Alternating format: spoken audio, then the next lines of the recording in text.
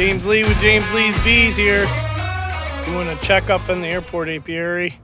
Came to pick up a couple of items, grab a couple of things that have been sitting in the yard forever.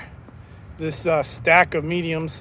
I'm going to take some of them so I can start organizing brood comb and honey that came out of some of the dead outs, plus some of the surplus honey that I had left over from last year.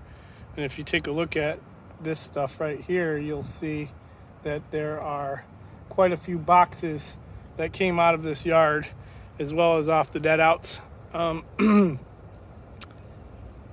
didn't have any unexpected losses yet. I did have a few that I figured were late summer splits that weren't going to do so hot, that got queens added to them that were originally made in June and July. All right, obligatory airplane flying overhead.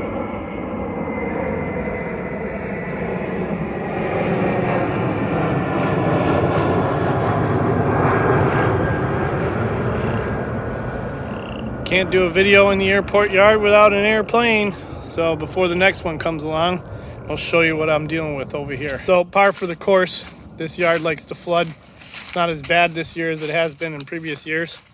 I have a couple of colonies here. You'll see this one that's been shook down right there. Was shrunk down and given an empty box, so the bees that were robbing it will figure that it's empty. Hat tip to my boy Matthew Kobe for recommending that. Cleared off one of the big colonies that didn't make it. These three are going pretty strong, bringing in pollen. This one here also was a stack that had some dead outs on it that I cleared off, and I rewrapped this one. They're a little smaller than the others, but they're doing okay, bringing in pollen. And then this row here seems to be the strongest row. Well, this row and that one up there are the strongest rows. These ones are doing pretty good. You take a look at the medium 8 frame colony there. That is the colony that washed 5% mite load in August last year. That's a 5% mite load in August. There was not a lot of brood, so the wash was not as accurate as it could be, given that washes aren't really hard science, but they give you a good indicator of mite infestation. But that colony is doing pretty well. They're fairly strong, lots of bees coming and going, bringing in pollen. I am not concerned about them in the least, and going to see some pretty good numbers here coming into the spring with all of these colonies. They will get up to size, and I'll probably be making some cell starters for queens, as well as some production colonies out of the ones that look really good.